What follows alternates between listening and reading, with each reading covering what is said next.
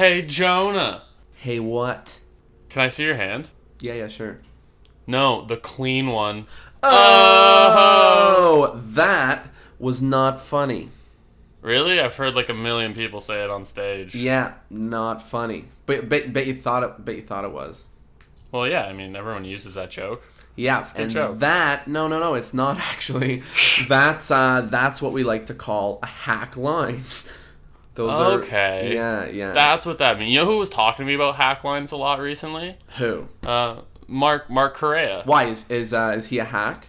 No, he's actually a great comedian, magician, and an actor. Oh, Yeah. that and would a YouTuber. That would actually be good. You know what? That would actually be clever if we had a podcast episode with him, because he just released a really cool video of him bumping into stuff playing Pokemon Go. Right, yeah, all the Pokemon Go struggles. And you know, like, all these magicians use these hack lines. I don't think I've ever seen him use one, so, like, why don't we have him on to talk about how to eliminate those and how to, you know, put magic in your comedy, or comedy in your magic. Yeah, that would be good. When do you wanna have him on? Like September, maybe next June. How about right now? You know what? We could just put him on right now. You know what? I think that's probably a good idea. Let's Episode 16? Why sure. not? You know what? Chalk it up. Anything goes. No rules. Yeah, it's magic. There's going to be a really fun episode with Mark Correia talking about how to add comedy to your magic without being a hack.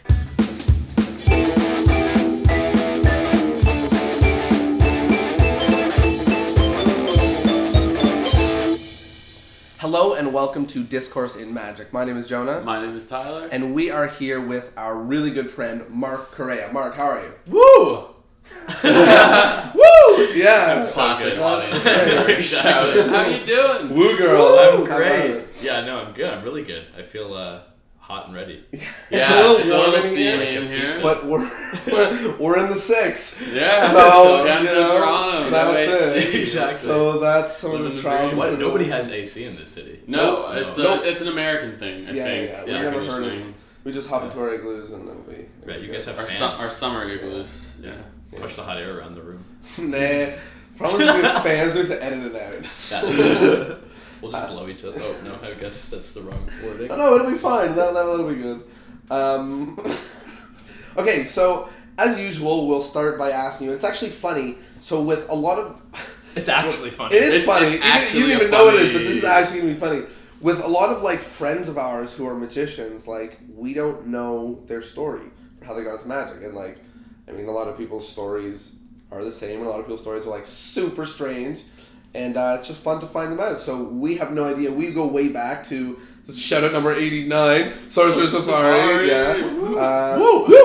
Yeah. So we go way back there. And yeah, so it's very exciting. And now we are here. So the question is, how did you get into magic? And then how did you get into our lives? Well, like most people, a witch put a curse on me when I was Right. 4 years old, right? Mhm. So like, but I know there's a lot of like fake magicians out there who worry about their stuff being real. Like, for example, you had Ben Train talking Yeah. about like Right. if it's ethical to, Yeah, but like yeah, I'm yeah. actually a real magician, so it's hard for me to balance the line of like Explain exactly what's Yeah. the fact that I have where you real stand. powers. Yeah. Very interesting that you chose comedy magic Yeah. as an avenue to demonstrate real magic. Exactly. Well, I want people to be laughing while I'm like doing really like black While you're magic. cursing them? Right. Yeah, Because exactly. otherwise, it would be very tense. Yeah, I can like see if that. your Yeah. friend is turning into a cat literally in front of you, like feathers, like have cats have feathers like bursting out of their skin and stuff. You want to be laughing. You need a little, for you need that a little experience. comedy Exactly. twist. Otherwise, it's scary. It's scary Yeah, for you don't people want to to see that. Yeah, Yeah. like whiskers popping out. It's like Michael Jackson's Thriller. So for those of you who don't know, that was a little bit of comedy. Right off the top. Oh, right. my There it is. I goodness couldn't tell because it gracious. wasn't funny. Basically, I saw a magician at my 3rd birthday party. Like I'm sure a lot of people did, and then I was like, went and told my parents this is what I want to do for the rest of my life. Like right away, like as he was performing, like oh, okay, honey, that's good. And then I like bought magic kits, and my dad was somehow so supportive of me like becoming a magician. Like I feel like other people's parents are like, no, you gotta be a lawyer or something. He was like, no, Yeah. yes, be magic. And so then when I was 4, I was like practicing and stuff. And then 5, I had like the little, we would go to the library and take out books and stuff like that. And then when I was 6, I was already performing for people like professionally. Like I was this little novelty magician in Oakville, going out to like fairs and stuff for like $50 a show or something. Awesome. And Killing it. it continued because I was in school. I was in grade 1, and I was the worst kid ever. I was just like jumping up on tables and always trying to be the center of attention and stuff. And then my dad was like, made a deal with the teacher that if I was good throughout the week, we could go to the magic store, browsers den, holla, buy a trick, yeah, and then come back, and at the end of the week, I could perform the trick for the class. So they gave me like a set at the end of the class, and if I was You just earned a set for Yeah, your class. You that's had a awesome. weekly set. yeah. That's awesome. So I was doing And- like the cut and restored rope and stuff. Basically. And Like for how many everything. years did you have a set? I guess no, that was probably just for grade 1. That's like, so funny. And when I was 7, I was like actually doing the shows and stuff, and then I was known as the magician in school. And then I was like, if I want to stay popular, I can't let this go. And it's just, People want to know who I am. Exactly. I can't let this go. Yeah, so now it's wow, just- magic was a positive thing in your life. That's a new thing in this pod. I know. No, I'm kidding. But a lot of people get into it, when they're like really young and they spend a lot of years Yeah. like practicing, Yeah. And you were kind of like No, yeah. See, any way to get into the spotlight. Yeah, I was I'll look at me, take. I Yeah. was like, give me all your self-working tricks. I don't want any practice. I didn't do card tricks until I was 10 though. My dad would be like, you need to. Cards are like the way of magicians. What does your dad know? How My dad like loved magic. He was never a magician. He did magic when he was 12 or something, but There's this mentor role in your story I know. arc, being like, you must learn card tricks. I had a similar experience. I'm shouting my dad again, despite my mom saying I need to shout her out more often. And also despite her mentioning that despite her saying don't mention that I said shout me out. But anyway, he, when I first Gotcha twice. Yeah, breaking the rules. When I first got into magic, he did like what most young magicians do and just went on YouTube for like days. And it was just like, here's all these videos of how to like make stuff disappear and how to put a card in places. And I was like, you're doing all the work for me. This is great. It's a lot of magicians I talk to have like very unsupportive parents, and it was cool having people being like, yeah, this is great for you. Like you can see the positive changes. And whatnot. Yeah, my parents were in on it. They were down. Yeah, I still They're faced like, a lot do of like some negativity magic. from my family though. I think like my brother being like seeing me spend like hundreds and hundreds of dollars at the magic store, being like, in like 4 years you're gonna be like, what the fuck was I doing? And, exactly. like, I didn't know that either. I think I bought Browser's Den inventory. Yeah, basically. exactly. I go back and be like, what do you have that I don't have? Yeah. What's Nothing. new? yeah, Tell what's me new? what, like- Yeah, You have a what thumb happened? tip yet? Yeah. He's like, yeah, I got a couple of those. And it's actually funny, like, I remember a distinct conversation with a couple of people who were just like, stop buying things. Oh, yeah. They were like, buy some books. Like, just buy some books. Yeah. Just go in there and look at the books. And then, like, when that happened to me, Yeah. when that twist happened, I was like, And I heard that a lot being in the shop, but it didn't really like hit me until my first year at camp. When Ben Train, we were in the mess hall, and Ben Train was like, I was like 12, been doing magic for a few months, and Ben Train was like, so you guys need to go home and learn about a guy named Di Vernon. And then like my whole magic career just changed from then on. It was like, oh, this is a different art than I thought it was. It's not about like buying packet tricks and whatnot. Yeah, exactly. I was like, I don't want to learn any of the card tricks because they just seem hard and unappealing to me because the same thing always happens. Little like 8-year-old me, my dad being like, you know nothing.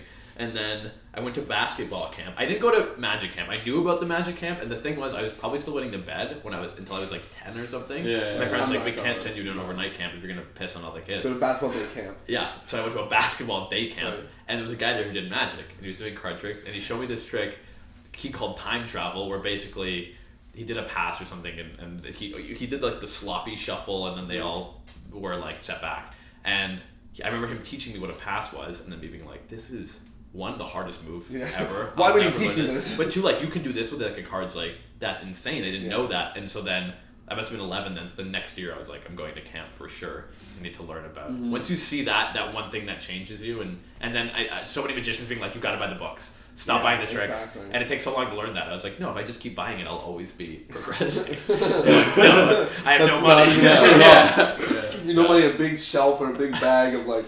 Exactly. I have to like take a house to all my shows, basically. So then you took an exciting path through the journey of magic, which is through acting. Yeah. You know, and that's not really very common. I mean, people often like after the fact as a magician, they're like, I should take some theater classes. You know. Yeah. And that's very common. Or people realizing, you know, that they're like, I should start, honing my theater once they learn how to be a magician. But that was kind of the growth for you. You went right into acting. Talk a little bit about that. Well, or can you talk about that? Now. Speak now. I think I can. First of all, I have ADHD, so I'm very all over the place and distractible, as you'll be able to tell. But in school, it was just about being. Do you guys have it too? No, I do. Yeah, ADD, not ADH. But I got the H in there for sure. Yeah, that's hyperactive. I've got LNOP. Well done, well done, hitting that comedy. So I was it was basically I just liked being the center of attention and having people watch me for a while, and doing that in class was fun, but it was so way better than learning. It's way better so much better than people learning. laughing at me, but it was so meaningless. It didn't really. I knew that I could make people laugh, but slowly I realized that when people were upset, I could make people laugh, or whatever, or if there was an awkward situation, I could make people laugh, and then that just became at 7 years old, that became my situation for everything. So the avenue was kind of mostly performing. I just wanted to be a performer, no matter what that meant, and so I would put on these things called the funny show, at lunch, which would be a stand-up routine or whatever, and then eventually. I kind of knew I wanted to be an actor. I saw Michael J. Fox in Back to the Future. That's what it was for some reason. This honest, somehow, wasn't dramatic, whatever, it really spoke to me. And it wasn't long before I realized that marrying the two with magic. And I think I was doing a lot of straight magic first, with kind of just people kind of being amazed. But when I started making them laugh at the same time. You mix the stuff that you were using and you're craft a story while you're doing your performance, But it was kind of selfish, I think, at the beginning. It was just me wanting people to laugh at me. But slowly I realized that it actually enhanced the experience when people were laughing at the same time. I felt like I had to be a good performer. It wasn't just about doing the tricks and having somebody not understand it. But it's not. It's still not, there's this section of magicians who are excited about other magicians who can do moves that they can't see. Exactly. And those are the only people who care about that. Everyone else wants to see a magic show. Yeah.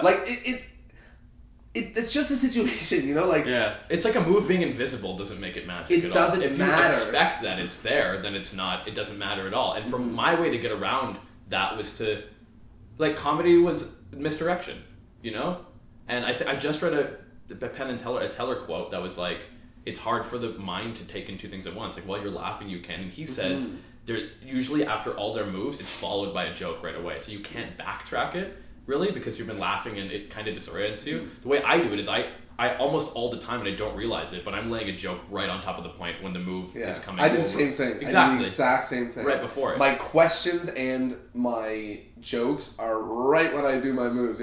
There you go. Yeah. There you go, everyone at home. I want to watch out next time. Now you know when we do magic. Yeah, but you know what? It's funny because that can get dangerous too. I realized that I was almost not doing any jokes until I would do a move right away, and then all of a sudden, then you're conditioning your audience to be wait a every second. time you laugh, now don't look at me. Yeah, now I realize that that's happening. So you have to. You can't. It's not as simple as me being only do the one. Everyone at home do your joke. Super no, isn't, right? You have to develop those performance skills because I realized that when I was just, for me anyway, when I was just doing the moves, maybe I wasn't that great at them or whatever, but I would just do a thing and then somebody would be like, oh, I don't know how that's done. That's so interesting that I don't know how that's done and I can't explain that. But why do I want to interest you? No, but I so agree with you. It's so weird often when I do a trick for someone and they're just like, wow, I cannot weasel my way through that one. That's a real puzzler. Yeah. And I'm like, is this what I wanted? Exactly. Is this what I wanted out of this experience? And it's not. And I've been really, for example, I wrote about this in a blog post,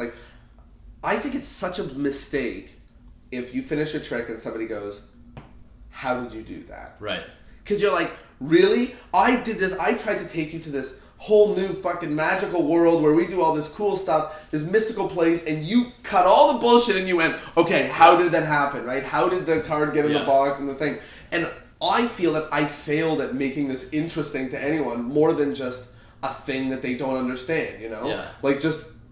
For some reason, when I'm really hitting my performance stride and getting in there, the magic is just always better because they almost don't care about it, right? Yeah. But it's the fact that I'm not saying the magic is secondary and they're like, oh, but you see them, I'll see them laughing haha, and then you see their faces change right, wait, what? Whip them up, Yeah. It's whip them up and I want them to not know what's happening 100%. At the end about anything, but not wanting to know why, just enjoying the fact that they don't. These things, exactly, I'm 100% with you. For me, my goal for reactions, and I've been told that it's very narrow-minded, but my goal is that my magic produces laughter. And the reason is because laughter is this, like, when you don't know and it's so fun and you just experience something that you didn't even think was possible. It's just so ridiculous, release, right? exactly. The release of that energy and the release of that pressure comes in the form of laughter. Totally. And that's what I go for. And, like, I mean, if I miss it, I'm not buggered out, but, like, the scale from laughter to someone just being like, well, that's a puzzler. Exactly. You know, like, it really is, that really is a spectrum of responses for magic, and I'm going for people just, like, being whipped up, like, woohoo! Keep up with the pace of the show. Whip them up. Exactly.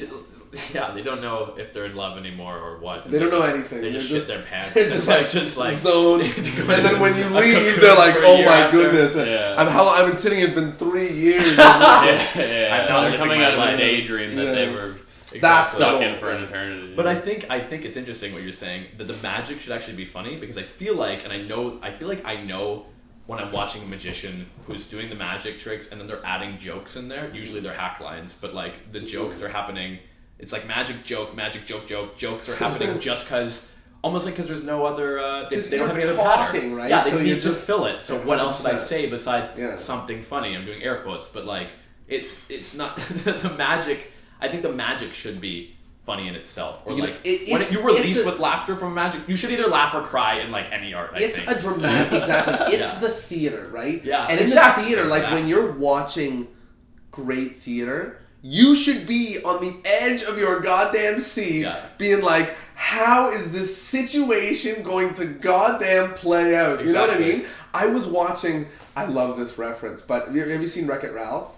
Yes. Oh my gosh. The twist ending, spoilers for anyone, but that King Candy, I don't give a shit, but that King Candy, you know, the whole secret, you know, who he was the whole time, I was like, and I just like, my goodness, you know, and it's just like a trick, you know, it's just like a trick that you find out something maybe you didn't know before, or this inevitable ending. And the reason why it was so exciting to me is I was like, he couldn't be anyone else. Yeah. You know, like... It's exactly the way you set up a joke, right? Like, the punchline is like, oh, of course, that's the only solution to this setup, right? So it's like... But it's funny, right? Because it's such a ridiculous, but obviously that's what it was. And magic works the exact same way. It's the same traits. Yeah. For me, it's like, it has to be built like a theater routine. And have you ever read the book Magic and Showmanship? Yes. That book is, like, references theater so much. And just about... how, and I realized that jokes I was making was detracting from my performance sometimes. You have to lead them to a place where they're actually invested in the routine and not just about, like, how's it. That's why you really need to tell a story. And I think a lot of magicians have forgot about that. But you need to build it, like, for me, I watched a play once where there was a kind of a twist ending and I gasped, like, in my seat, right? I was like, how did that, and I've had that with magicians before, which is great as a magician, but I'll say, like, when Ozzy Wind does his 2 Rubik's Cubes and the person in the audience calls out, right, like, do 2, and you're like, you laugh, I think there's a release there, and then you're like, no, don't. Oh my goodness, he's going gracious. to do it. But of course he's going to do it, right? Of course right? It's going to happen, and how did you not see that was happening? But I feel like through theater, you almost, it's its own misdirection. You lead the audience to another place where they're like, 100%. It's like planting hecklers. It's like move your feet, like David Copperfield, right? Those things make it so that way, instead of just being like, hey everyone, I'm gonna move my feet now. Exactly. Who's gonna do that all the time? Like setting up challenges and stuff like that in the audience. The way I do that is through comedy. Like the way I'm able to tell the best story is to bring them through laughter and like. So let's talk about storytelling. Yeah. So there's something really funny that happens with stories that magicians tell, especially in close-up magic, and it's that they lead in with a story, but the magic trick has a conclusion and the story doesn't. Right. So my favorite example is like Triumph. Right. So people go, so I was doing magic and then this person took my cards and they shuffled the face up and the face down, and you're like, yes, that sounds terrible. And then you're like, and I snapped my fingers and it played out just like this is playing out. And that's kind of weird, right? Yeah. Like, it's kind of this weird, like, I'm going to tell you this thing while I do it, and it's in the third person, but it's also present, right? Yeah. And the endings are just the same. Yeah. So I've been struggling recently to actually tell stories in my magic, because I found it very hard. Like, do you, and you might not be very specific, but do you conclude your story and then conclude your trick? Do you conclude your trick and then conclude your story? Is the conclusion of your trick part of the conclusion of your story? Yeah. Or how do you link them together so it's not just you telling half a story and half a trick or a whole trick? Do you understand what I'm saying? Totally. I think this is a great tip, but I usually set stakes on the night that I'm doing it. So for example, like with most things, you're like, either it's a story about the cards, the ink of the cards are different weights, and you're like, yeah, it's okay. like great, thank you. Garbage. Science, man. Or like, this happened to me once a while ago, but like, did it actually happen to you? Mm-hmm. But the way to do that in comedy is like, it almost doesn't matter, and you really want to believe it, but Right. it gets so ridiculous that you're like, I think How the more can ridiculous you- it becomes, you're like, it must be real now. It must be real. It's so ridiculous. 100%, right? Yeah. Like it's this contrast, and if you hit them with anything in the middle of the spectrum, then they're going to be asking questions. But if you go in there, you're like, oh my goodness, I just got back from 2028 Right, because yeah. like the machine, whatever, Fully and I'm committed, here, yeah, and it's just, and they just need to accept it, you know, like, they just need to understand that it's possible. When you watch Harry Potter and he's walking down the street and something happens, you know that he can cast a spell and do something. You have considered that, you know? Yeah. And I think that that's an element of you having transported them into your It's a world. suspension of disbelief. It's a theater thing. 100%. I try to make my act as close to Harry Potter as I can all the time. I come out with a wizard mark on my face. I'm like, I'm actually a wizard. A witch put a curse. No, I don't do this. But I do. You're like, why? I've never seen this before. The way I set stakes on the night, basically, it kind of makes a story. I am playing a character, but it is me. Mm-hmm. I would say I'm myself on stage, but for example, at the beginning of my routine, or in this show that I'm working on, is I trip over my table at the beginning and all my props get is it destroyed, the right? funniest thing I've ever seen in my life. I cried the first time I saw it. What I do now is, like, if it's a 15-minute set, I destroy the table, and then as the tracks begin to play, I'm like, no, that one's broken. Nope, that one's broken. Next one, and then it's like the stakes of the night now are I have to make actually presently happening. I have to make a show with nothing. So what am I gonna do now that I have nothing? Oh, I have some lemons, I guess, from one of my grocery shopping. I have, Right. like, what am I gonna, without actually ever saying that? I only have to say once, like, well, we gotta make this happen, and then Right. anything I bring out is like, oh, he just had. I mean, unless I bring out like a sawing a No, woman but in half. But it's perfect, right? Yeah. It's perfect because that's something that people immediately, they're part of your story, and whether or not it's real doesn't matter. Yeah. You know, it's one of these things that I hate. This is the thing that really irks me. When a magician, the whole show is a person sitting there like, oh, think of this, anything. Is that what you wanted? Yeah. And they're like, okay, I'm reading your mind, and they write it down. They go, do they match? And they go, yeah, great. Then someone else mixes these things up and they do this thing and do they match? And this person, like, in the moment, they look at them and they make a decision. Yes. Yeah. Then at the end of the show, they have this confabulation or full thing that predicts everything. Single one of the things, right? So then you, as an obvious spectator, think back to yourself and you go, Well, he knew. he wasn't predicting anything. No, what right? was he doing? And it's Yeah. this weird, like, way where you, like, lie and you don't back it up the Well, entire I think time. that's why magicians aren't thinking about their things as stories anymore, and it does sound boring for me to be like, make it like a play, make it like a story, tell Right. I don't mean come out and be like, But why? Why would that be boring? Like, people Right. go to plays just on their own when there's not magic. but it has to right? be good, right? But It has the to be piece of interesting. advice that I like about this is that, and it's one of the ways that it differs from these ways that magicians tell stories about, like, something in the past while Yeah. it's happening, is that your story is a story that is going Unfolding on. in front of you. Right. And You come here for live magic, so you want to see it happen. But that's live. exactly. But that's so beautiful. Yeah. You come to live magic, and then other magicians think of, like, in 1976, Exactly. like, Bill was like this, and he went like this, And like there's this, and it was fucking really sound cues impressive, in every right? card that And he you're like, deals, and it's like, why are you telling me and it's something. It's very weird to me when someone Yeah. tells a story of the past and it kind of plays out in the present, and then it's weird. But I Yeah. like the idea of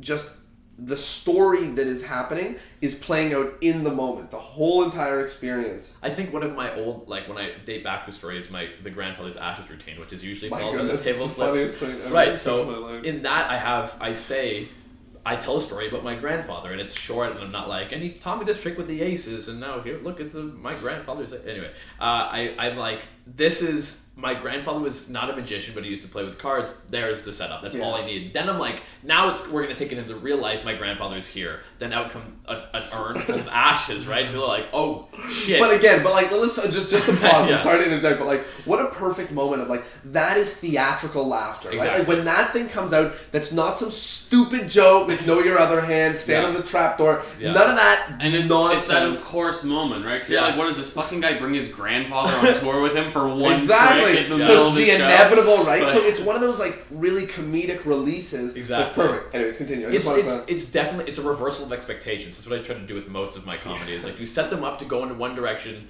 or it's kind of undesirable, so people get to a point where I like to disappoint my audience a little bit, and then have to be by like, the oh, thank God, setup, and then the Yeah. conclusion is so whack. Exactly. So the ashes come out, and we're like, okay. And the best thing about that is I don't go, ashes, ha ha ha, I laugh, you're all off the hook, it's fake. I'm like, this is real. Exactly. This is how this People plays laugh. out. No, don't laugh, right? This is my grandfather.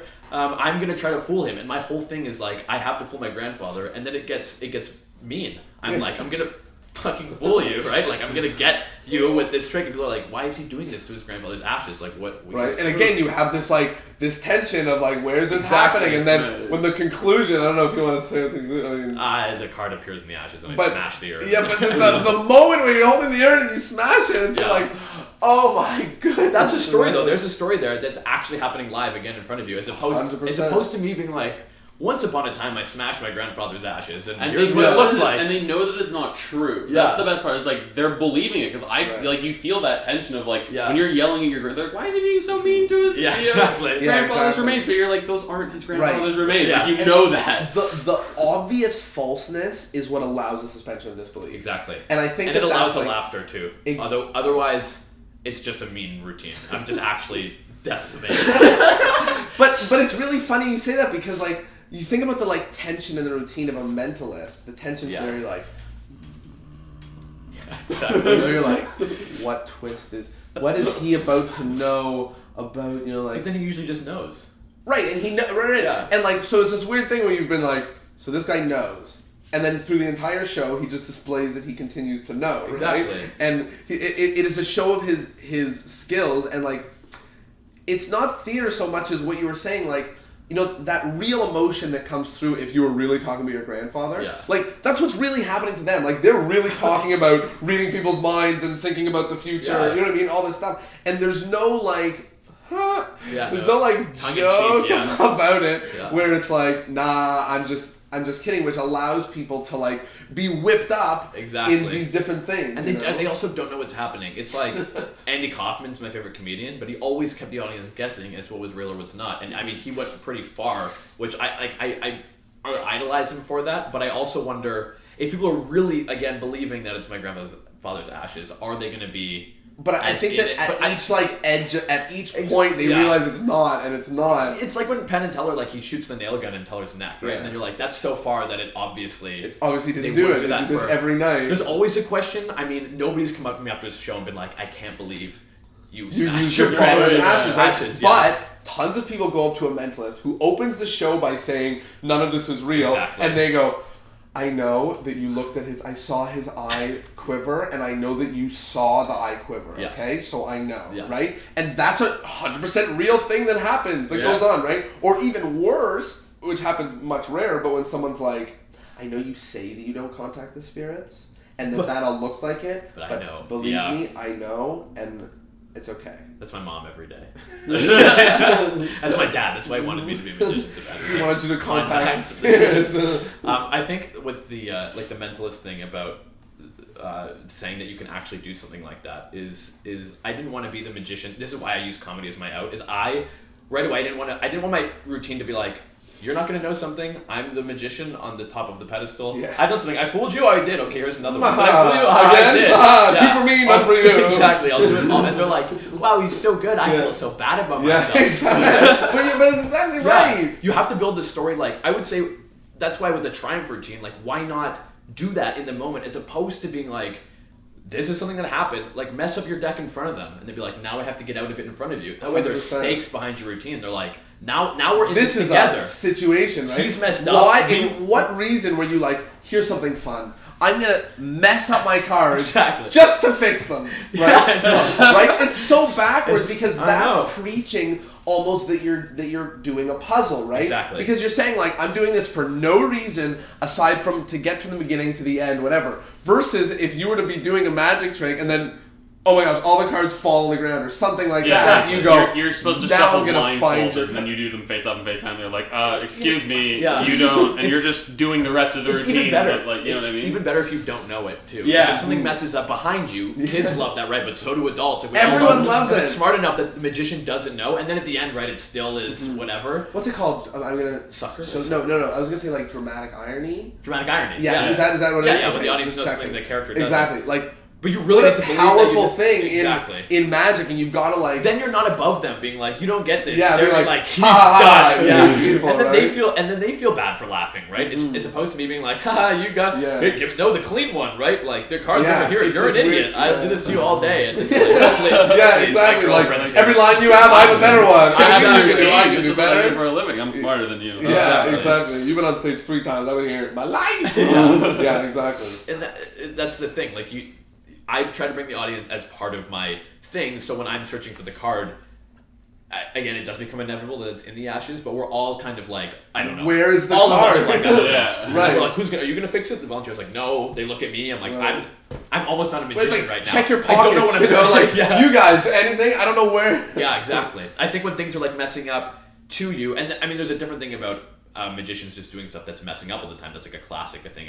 Like the character who's Leonard bumbling, Green or and, the- yeah, and some people do it very well, and that makes it even more amazing. But I think for mine is like it just happens to work out. It's kind of like an Inspector Clouseau, like as opposed to me really getting.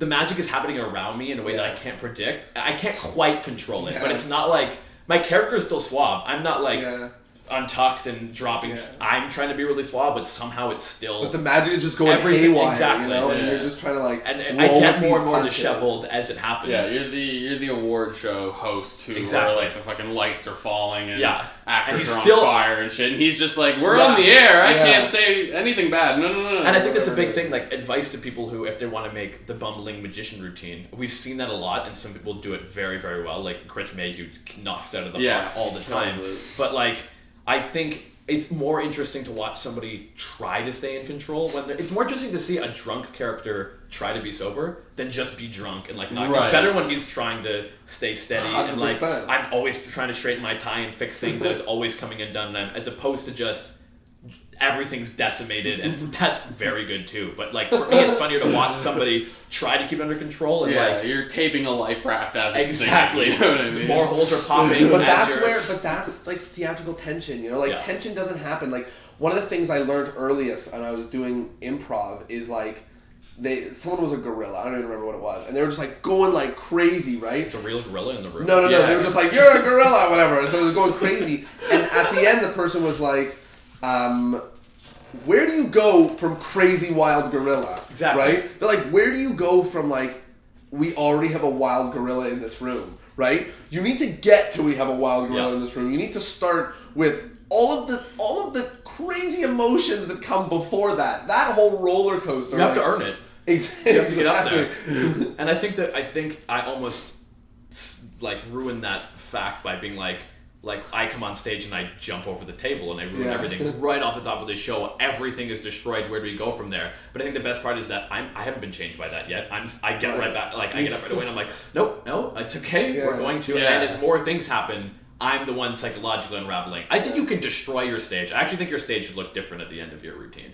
I Right? agree. Yeah. I And agree. I think with a lot of bumbling magician characters, I always see they're the same person when they start, when they leave. They come on, they're a nerd, it all happens, everything gets destroyed, they leave the nerd, everything's destroyed, their life still sucks. I think my routine, that I'm writing the 1 hour show right now, but basically I start as the show, I think it's called Perfection. I'm going to put on a perfect show for you tonight, and it's slowly things begin to, I'm like, no, but it's going to be perfect, and then by the end, I'm destroyed, my Nothing clothes is are ripped right. up, the whole thing is gone, and I have changed as a character. Like, I've learned something about, and I think it's, Are you humble? Yeah, I think I'm egotistical, and I borrow things, and I lose all the audience's stuff, and then I have to make a sacrifice at the end, like, whatever. But the character actually changes and goes through. So you see somebody, and it's not like a sob story at the end. I'm not, a violin player doesn't come out, and I'm like, I've learned something tonight. And then I go into Lance Burton's dub routine, and I'm like, oh my god, he is perfect. But I don't know, there has to be like some kind of change that goes, otherwise it just gets stale. And Yeah. Chris knows because he does stuff to keep it fresh every time. Something different happens that you just didn't expect. So it does build, but some people start off right away like as the gorilla. Right. I think other pro tip with that is like actors do it all the time too. But you start playing you start enacting the problem. You start playing the problem. So like if I'm stuck in a chair or whatever, you can tell if I'm really kind of mugging it up and like, oh, I'm stuck in this chair, like blah blah blah. I can't reach that thing. And if you clearly can, it's like, we get it, he's a clown, whatever. You have to play the solution. You have to play really trying to get the solution. So everything that you do is like, I gotta get the solution. Yeah, I really gotta reach it. I'm gonna use my foot. I'm gonna use the more things that you, when we really see you set on getting the thing as opposed to playing up the fact that you're stuck. Oh, I can't do this. You have to figure out a way to like. Yeah. You were talking a bit about being an actor, you know? And so right now we're talking more about the process of the whole entire show. Yeah. You were talking about being an actor, and there was a quote that is well known but means a lot to you, or you said. Did you want me to say it? I want you to say it. I mean, I could say it, but I wanted you to say it. I think we have a clip from your upcoming... Why don't we go to that right now? Yeah. Why don't we... Here it is. Do we have it? Do we have it? We do? Yes. Oh my goodness. Here it is. Robert Houdin, a magician, is an actor playing the part of a magician. Thank you. That was my acting voice. You have to have an acting in the stage voice all the time. And mine's actually British. Especially if you can say quotes. Exactly. Yeah, I think that's perfect. Like he said it right there, and it's so. And in books like Magic and Showmanship, they just talk about you have to, no matter what, you're not a character on stage or you're not whatever. I think, and it doesn't have to be comedy, but things will get boring if there's not. You don't have to link a whole story. I don't even think you have to build a whole show with the whole time travel story behind it or whatever. You don't have to do that in order to do great magic and amaze people and have them feel a certain way. And for example, like Teller and his shadows routine, that's routine at the end where like I want to cry. I don't know what's gonna happen next. Like the rose isn't gonna, the rose is falling apart. Like I'm falling apart. It's beautiful. But that's he is playing something there so clearly. That is a routine that he's taking you through, and he's not anybody but Teller, even though he's playing his stage self. I just think that makes complete sense. I would say for a lot of magicians too, I feel like I have to look at the microphone when I'm talking. You can. That's the audience. Make love to the mic.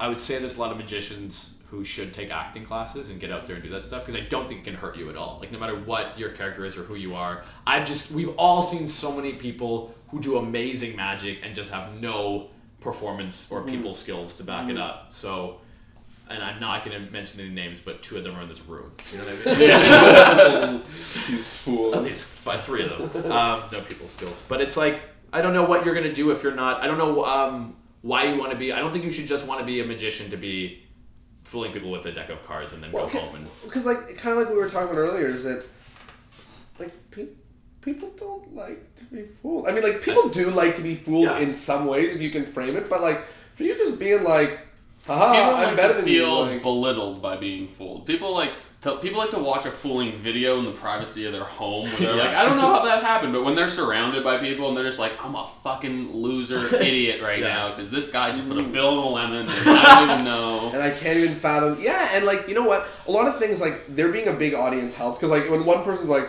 I feel weird about this, and there's laughter, maybe that thing sort of lets out. And I'll be able to say, like, I find that like people's responses, like if you do magic one-on-one, the responses are much more directed, right? So that's when if I know my effect drives in a certain way, if that ends and someone's like, I feel like an idiot, I'm like, fuck. Yeah. Right? I'm like, damn it. Yeah. You know, like, I've botched this one, right? Yeah. Or if it ends and they're like, ah, or whatever. I don't know what that was. It was a little girl. They just shoot themselves on the stage. But like, blood is everywhere. You're like, my God, I've ruined this birthday party. Exactly. This child is ruined. Yeah, exactly. Happy birthday. What was I going to say? I think that your comparison to close-up and stage is very interesting, because watching magic as an audience member on stage, I see a lot of people do this whole like, did you just see that? And they're like talking to each other about what they just saw collectively. Yeah. But when I perform close-up, there's a much more direct, like, in my face, like, what did you just do, right? Which I think is something that is very hard to steer away from and let it be a moment for them that you can just dive out of their world and let them. And that's very like David Blaine, right? Like he does a trick and then he's like nowhere to be found. Yeah, right. He just walks away and the camera nowhere to be zooms in found. on These the people audience. just like, how many? That's great, because then you have no answer. It used to be that I would, and I think this is something that came out of acting, was why not belong? Why not belong in the world? Why not prolong that moment of disbelief, right? So as opposed to being like, you did it? Oh my God, okay, moving on to just cut it short. Just like the fact that David Blaine is nowhere. They have no answers. They're looking at their friends, looking at their feet, their hands, like, did I do it? They don't know what to believe. They're calling their parents. I'm sure I've mentioned this before, but there's a quote, like someone asked Juan Tamariz, they're like, how long, like ideally, would you space between two tricks? Yeah. Like if you had people in your theater, you did a trick, how long would you space? And he was like, 6 months. And they're like, what? And he goes, yeah, 6 months. Because it worked for a guy in Bethlehem. Right? But I just love it. But it's so clever, right? He's like, if I really want these people that I'm doing like a crazy big miracle, I can't be like, okay, I'll do another one. Over here. And you'll even see in his performances, right? Like he leans back, he plays the violin, then he goes, would you believe he could have had 1 or 2 more cards? What would I have no idea what would have happened, right? And he leans back again and he talks about it. He lets these people like brew on this moment that he built. He's acting in that moment. Course. He's a great actor. Mm-hmm. I think a lot of the best magicians are fantastic actors because how can you not be? Acting teaches you how to pretend something's in your hand when it's not. Really believe that it's there until like you're fooling yourself with your own moves. Like really, and it's not just like going to a class to learn how to make the faces of belief. You just actually start learn how to believe like, and present. Very present with your exactly. That was something Tony Chang said to me at the Browser Bash. Was like, what's the best method for putting a coin or a card? I don't remember what he said, but like a card through a table, right? And we were like, oh, you could laugh it, you could. And he was like, no, the best method was to really put a card through a table. Like just believe in the actions that you're doing, and that'll be way more fooling than you trying to hide a move with like whatever misdirection you choose. Exactly. Then you're thinking about the whole time. A lot of people are thinking about the move and what is happening in the trick. I'm now simulating the card moving through the table as opposed to I'm now putting this card through the table. In the table. You gotta be able to see that in somebody's eyes. You can tell when there's nothing. In movies, you can tell when there's nothing behind somebody, being like, they can't act, right? Yeah. You can tell when a magician, you're like, that didn't. And it takes away from the, not that you really want them to believe it as well. It's so weird that people are doing magic and they're not wildly excited about it. And that's silly, but you're doing stuff that it's impossible, and you're kind of going, put it in the middle of the deck, and I snap my fingers, and I come back up to the top. And the person in the audience is supposed to be like, wow, but you're going to be like, okay, I'm going to do something. I'm going to put a card in the middle of the deck, and then I'm not going to touch it, and it's going to come to the top. I don't even know. I don't even know how it works. Or whatever it is, how can you not be excited about you doing impossible things? So I find that a lot in young magicians, and I feel this in myself too. Like I think I might have been, maybe not in terms of like my skill level as a magician or like knowing how to work with an audience, but when I was young, I really was excited about everything that I was doing because it was just a couple months ago that I didn't know how it worked. It was real magic for me, and then it wasn't real magic, and I was like, hey, I can do real magic now. And I would go up to people and be like, look, your card is inside this orange. Like it's really in there. Like cut it open, do what you want. That's why the kids are flooring me all the time these days. They'll show me a trick and I'll be like, I have no idea what happened. And then they tell me and it's like a key card. Yeah. I'm like, how did I know? I haven't used that for so long, and how did I not know to think about that? Yeah. Like I was like, there's no other way. What did he crimp it? Like I don't know what I'm thinking about all these other things, and it's just because he presented it to me in a way I hadn't seen before. As long as they can create, which they're so good at, but they create some like fun premise, like everyone wants to believe. It's so fun to believe, right? So we need to give our audiences the opportunity to believe in what we're saying, because otherwise we're kind of just being like, watch, We're asking them watch to me do this. Watch this, Yeah. Mm-hmm. But if we ask them to like come believe, I think that we need to present a world that's exciting for them to believe in. It's not really that exciting that there's a world that I can shuffle cards face up to face down and then snap my fingers and they're fixed. That's just not exciting. Who cares about that world? It's just not an exciting world for someone to fathom. No one is going to go home and think about that, compared to David Copperfield, who before he flies, he goes, think about that one thing you've always dreamed of wanting to do in your life, right? And then they fly, and then he flies, and they're like, oh, that's exactly it, right? People cry during that performance. Of course! Yeah. Watch all the time is his snow routine. It's like amazing. That's a story in there. It's directed by Francis Ford Coppola, but like that is in there. That is a story. He turns into himself as a kid. You're watching. You're like, what? My goodness! This is magic. Yeah, this is not a lot of people can do that magic where it's like 100%. The stars are gonna fall from the sky. Exactly. You've earned like the one thing that could happen is happening right now, versus the opposite of someone just being like, check out this funky thing that you won't understand. My finger is coming off in front of you. Yeah, and I think we shied away from that, and like it's all mentalism now, and it's all things that should be able to explain by science, as opposed to Matt King being like, I'm wearing an invisible cloak right now. I'm just gonna eat this fish. Exactly. Yeah. Or the hamster or whatever.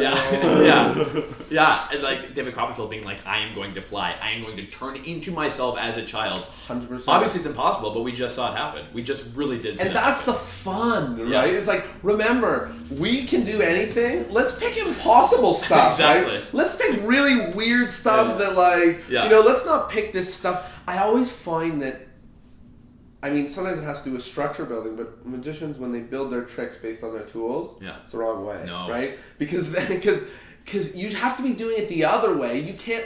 I haven't seen. You're saying what is possible, and let me try to make it look impossible. When you should be saying what's impossible, and let me find a way to make it possible. Exactly right. I very recently, I haven't been impressed by any Elmsley count ever, and the reason is because like what person in their mind counts cards going 1, 2, 3, 4. There's 4 of them. Who doesn't? Right? Who does that? Nobody does that. Everyone goes 4 cards. There's 4 cards, right? Like, but like it just doesn't make. There's and they like 4. Put them over each other. There's and not whatever. 20. Yeah. Exactly. And I'm not even saying that audience members aren't fooled. They're fooled, right? Like sometimes they won't realize it, but. It's just, to me, it's all in the same lens of like, you would only do an Elmsley count if you built the trick from an Elmsley count. Or because you really like the Elmsley count and when you were trying to do your trick, you thought that was a good solution, right? Yeah. I just can't imagine any solution where I'd be like, you know what I would do there? I would count them one by one over each other, at least face down. I guess face down I can fathom the reason. But like, when they're counting a number of cards, that's just an example that, like, that's a move that does not have the audience in mind. Yeah. Just doesn't have the existence of an audience member. And the goal is just not to fool them. And we have to stop doing stuff that they've never, ever seen before. It's the whole thing of, like, doing really impossible shuffles and stuff versus just shuffling how they know how to shuffle. And I think people just forget. I see a lot of magicians who forget that the audience even matters at all. You're not asking them to name a card because you can't name it yourself or the trick won't work. Yes, that's true. But you're asking them so they can join in the magic with you and you can do a trick together, not just like, I knew, name a number. Okay. Yeah. You name a card. Look at me again. So funny. Yeah, exactly. Like, you, feed me some random info. You like it? Great. Feed me some, okay? Exactly. Great. Just ask Siri, use a randomizer. If you don't need the people, roll a practice dice. in front of the mirror. Like do what you did at home. Exactly. I don't need the people, actually. I just want to... Just like picking the cards yourself and looking like, wow, I'm not going to find this one. If that's what you want to do, I mean, that's very funny, actually. Somebody should do that out there. But I think that I find a lot of magicians get upset when the audience isn't fully engaged. And they're like, hey, I practiced this for 4.5 years in my bedroom. You need to watch me do this Ascanio spread. Like, just watch. And it's like, no, it's your fault. It's your fault that they're not paying attention to you. I always find there's something really interesting that I'm now thinking about. Like, the other day I was performing with these kids, and this kid goes, I'm in the middle of performing, and this kid goes, magic isn't real. And he was like 10, you know? Yeah. Now, a 4-year-old could say that, and I'd be like, 4-year-olds, whatever. But this 10-year-old was like, magic isn't real. And so I was ridiculous, and I went, God damn it. And I dropped my cards, and I went, fuck, now what do I do? You swore right in his face. No, I didn't swear, but I was like, my goodness. And I was just yelling around. I was like, now what am I going to do? This stuff isn't real. This kid says that magic isn't real, right? And I went all out. But I was really thinking about it, like, that was probably because I was going at it being like, oh, snap your fingers, wave your hand, right? Yeah. And like, of course, when I'm like, if you wave your hand and this happens, then the kid's going to be like, oh, yeah. That's not real, you know? Yeah. Even if he doesn't know how it works, he's just saying to me like I don't know this about that. thing that you're trying to get me to believe in, I'm not for it. Yeah. I'm not on your side, At least he's telling you. Exactly. Whereas, if I would have been able to convey to him early on that I knew that it wasn't real, you know what I mean? Yeah. Without being like, I know this isn't real, you know, which is what a disclaimer would be. You know, a disclaimer in someone's mentalism would be like, this isn't real. Yeah. If I was to do that, like, I what I'm doing needs to be ridiculous enough or fun enough to believe in, so that nobody thinks that I think it's real, so that they need to point out that it's not real. Exactly. It's funny that happens a lot. I'll have a lot of kids be like, magic isn't real. And my response used to just be, I know. Yeah. I don't know why I would do that though, but I also didn't want to be like, no, it is. No, it is. Exactly. It's so Easter Bunny and believe forever. Come under my wing. Magic is Child. real. Oh, magic is I'm real. Peter Pan. Yeah. It's actually funny when people book me to perform. They're like, "What age?" And I'm like, "My experience, 7." It's like under 7, kids are like, "Oh, that's how you do the trick." But when does the magic happen? Yeah. And you're like, "Bummer." Yeah. Over 7, most of the time, Yeah. you're like, "And this is how you do it." And they're like, "Oh, that's fun," and not like, "And when does the ghost come in?" Yeah. And you're like, "No." Yeah. And by the way, the Easter Bunny isn't real. There's no Yeah. Santa Claus. And there's no such thing as to take up the garbage It's fairy. rated R now. Yeah. Sorry, fam. I mean, we were explicit because of the swearing, but now we need Now to we're be like, explicit 'cause of no just- children Exactly. because Yeah, we yeah. debunk all their childhood Secrets. heroes. Magic's greatest secrets finally revealed. We all wear masks. We in the spoil photo. Wreck-It Ralph. Yeah, we just spoil. Honestly, we spoil quite a bit of movies because Yeah. we talk so often in this podcast about like the twist dramatic endings story. of- So we just talk about the ends of tons of movies. But isn't it interesting that you talk about movies when you talk about magic, and we're always like Every relating things to- conversation, Exactly. they just like merge into this world of like. That's why I had to. I knew I had to do acting, and everybody asked me my whole life, they're like, "So what are you though? An actor or a magician? Like, what's the main thing?" I'm like, you know what? Both. I want to Yeah. do both. Both of them Don't make feed me. so well This into is each it, other. Yeah, and like theater, a lot of theater doesn't really exist without any magic. You want a way to do something about like there's so many magic consultants for theater now 100%, because you want yeah. to do something that's in the it's like script that impossible. That's right, like, yeah. and so much magic needs theater in it because what do you or film or like if you're doing something on camera, think about it like a short story too. Like there's so much just camera stuff that's just like move, card changes, move, card changes, There's so fire many shot. videos of crotches, you know, Exactly. of Like, cards you're over framing crotches. everything, Yeah. right? right? Like, and they're just, and again, that's like, it's this weird rabbit hole. The magicians are like, cool, I like moves. People like moves. I don't know how moves work. Moves. And then Yeah. you're like in this weird rabbit hole of like, All I do people, is move. people, like Yeah. a 10-minute video online of someone just like showing themselves do like a center deal of whatever Yeah. to like some music, and you're like, who is gonna watch this? Like, it's like watching Hammer videos. I'm like, somebody like, check out this new hammer, like dun dun dun dun dun. But if you're Yeah. a builder, you should spend none of your building time doing what If you saw like in listening to the. rock music, you don't go on YouTube and watch guitar product reviews Yeah. of Yeah. like guitars, right?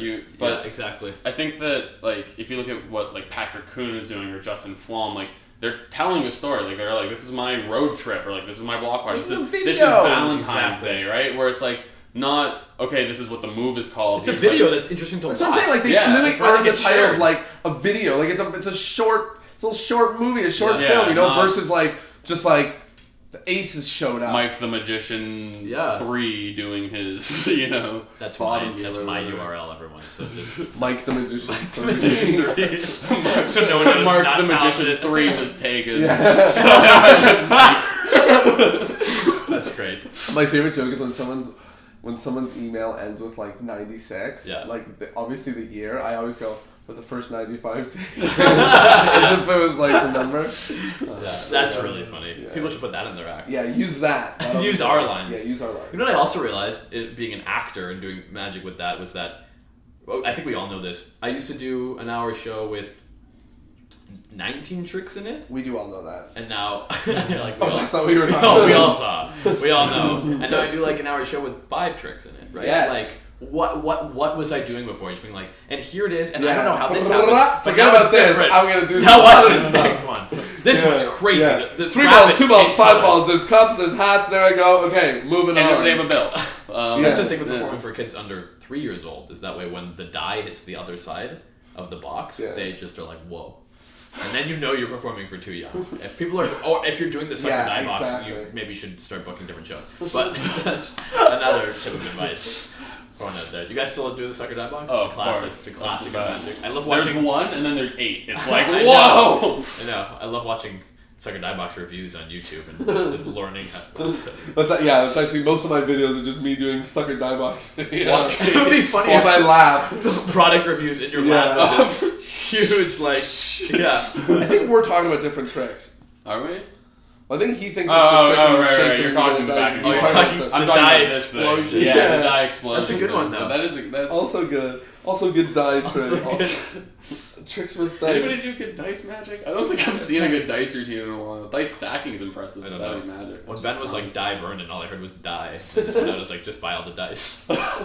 I just did I have a whole dice routine.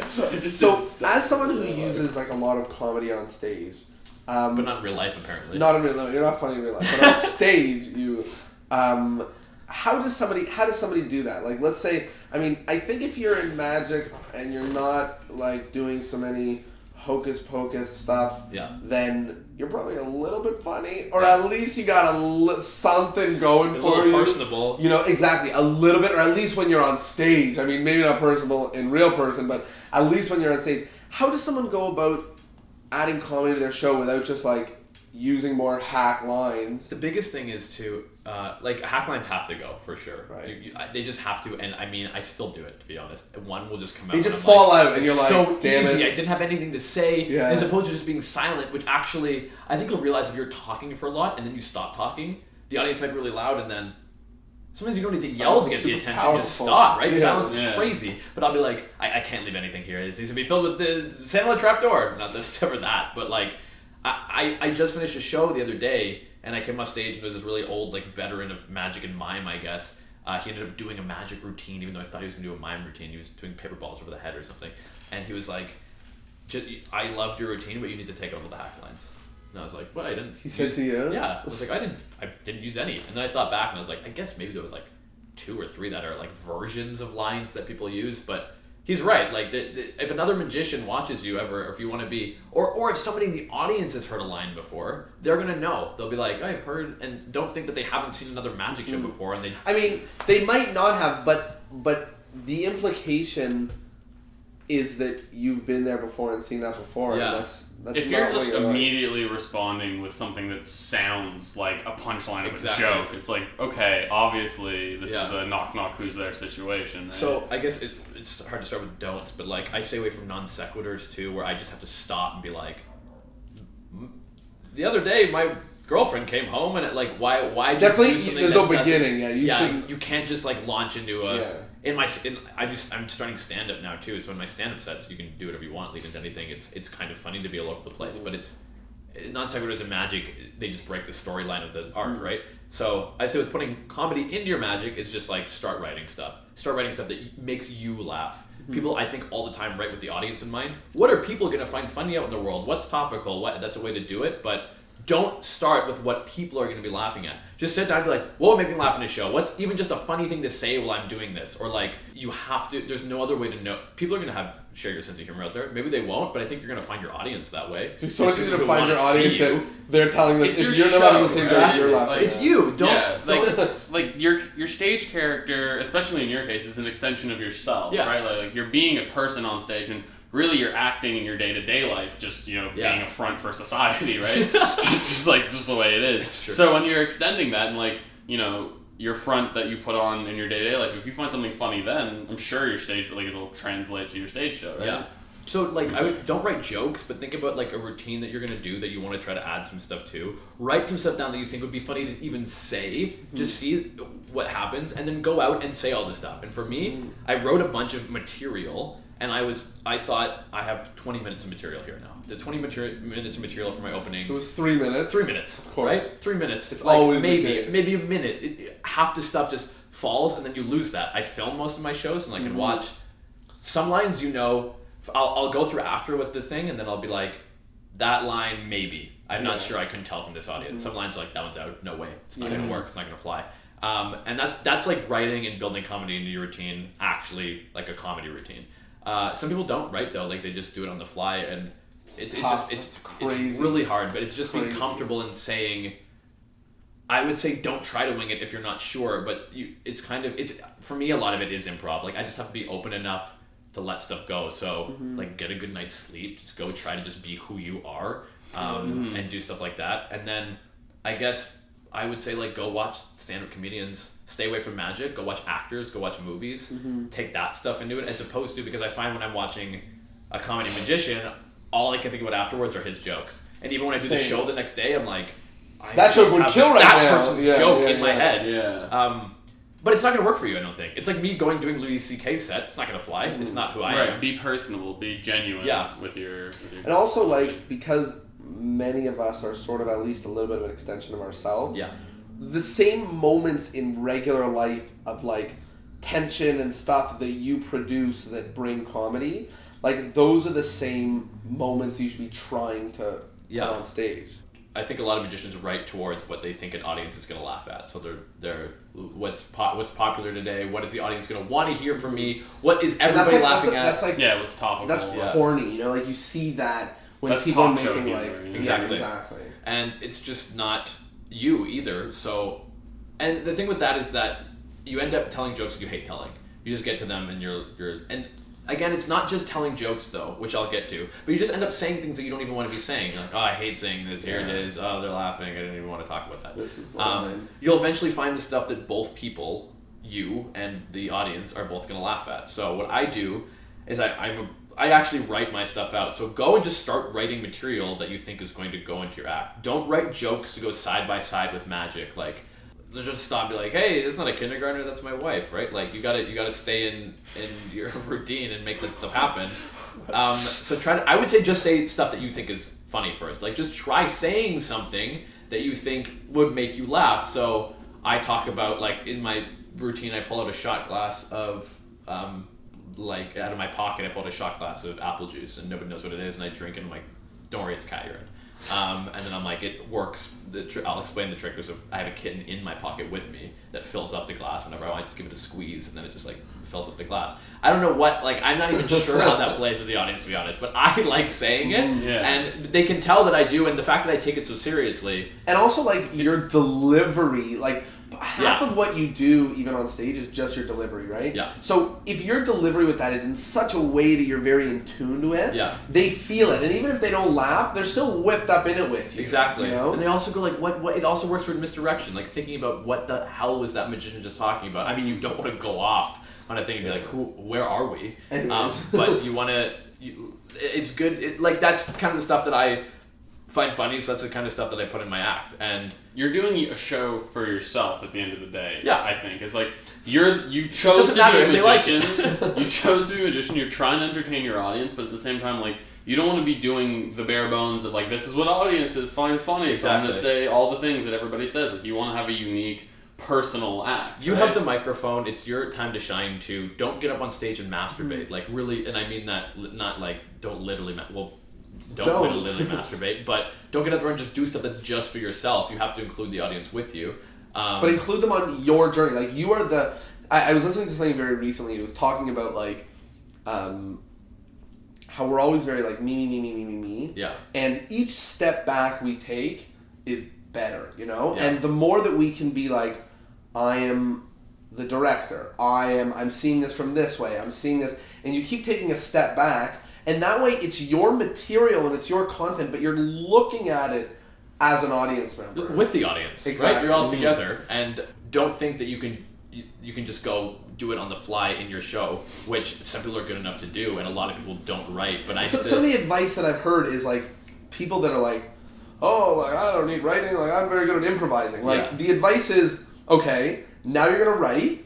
Yeah. Because that's how you make a great show. Like, you probably have an okay or good show with your fun improv. Yeah. You're probably keeping the ball up in the air, you know? But, like, why don't you try to hit it out of the park, you know? Just spike it. Scripting makes it hard because all of a sudden they feel robotic. Yeah. And then you slowly get out of that by learning where your hits are, where your points are. You're trying to be a human being, right? It's like when you're having a conversation with someone, you're like, oh... But people think he's so funny, but he's just being like, knock knock, who's there? What's the difference between it? And you're like, you're just a guy who memorized a lot of jokes and knows puns and stuff. Versus someone who's like, wow, you're just genuinely awesome to talk to, and like, but that doesn't mean you have to stay away from the script. Like, I try to be, natural in my conversation, but there is times where someone says a phrase that comes up a lot, and like, I have a line for what you just said, and it made me giggle. I have one-liners and things that I use that can be used anywhere in the act. I don't really script my shows. Like, there's stuff that always I have to hit and stuff for the story to happen, which I think is important.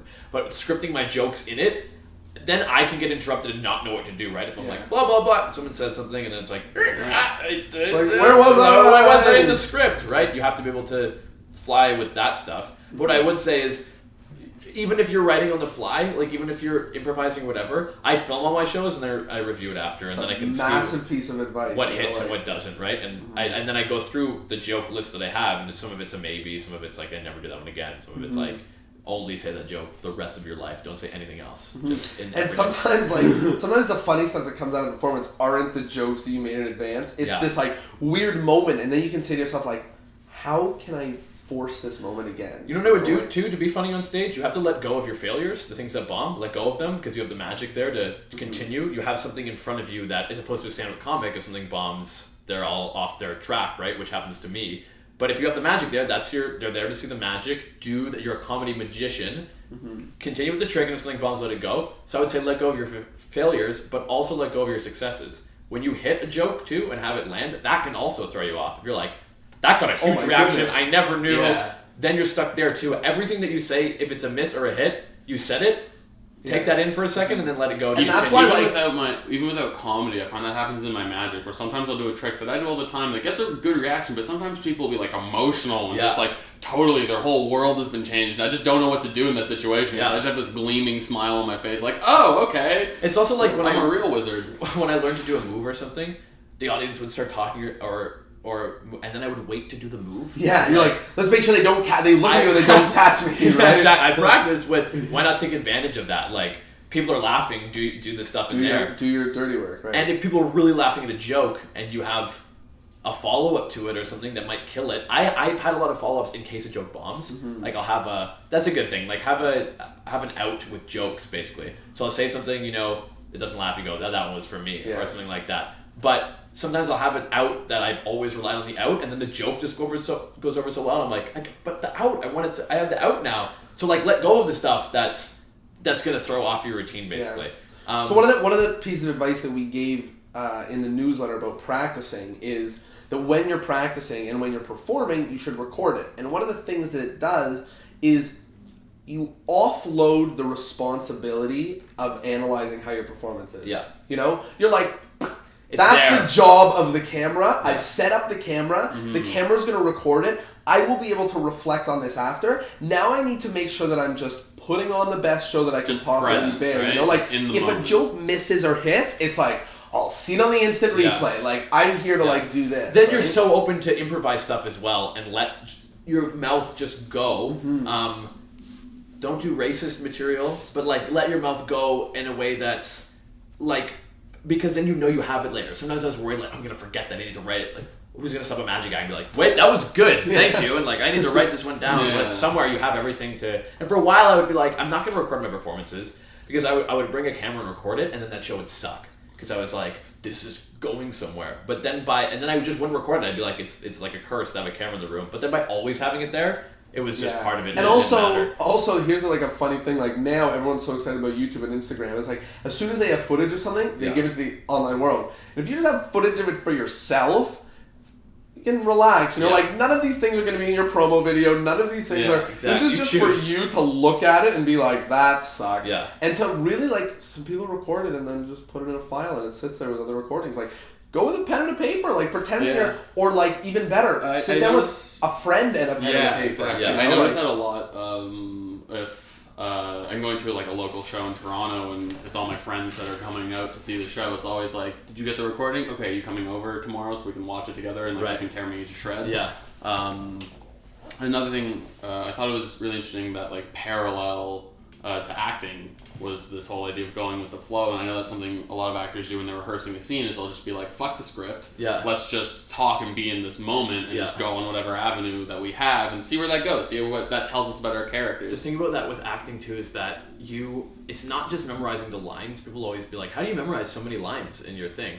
And it's memorizing the thoughts that get in there. It's a conversation, so it's easy to actually, if you're forgetting your lines, you're not actually in the moment. Unless you read the script once, but you have to be able to, when you say something to me that makes me think of something, I've memorized the track of my character's thought, so I am the character, and that even if the line isn't exact, if I forget it, I will say something that you're still logical, right. Otherwise, I'm just in my head being it's like doing a trick on stage, just thinking about the routine, just thinking about the moves, as opposed to being what is the routine? It's if you're supposed to be crying on stage during a play, you're not going to be like, what does my face look like right now? You're just going to be crying, right? You're just going to be feeling it. Exactly.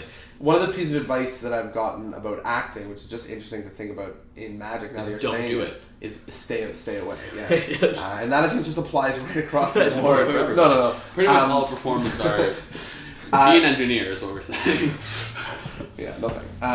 The idea is when you're practicing lines, you give each other scripts. Yeah. And you do each other's lines.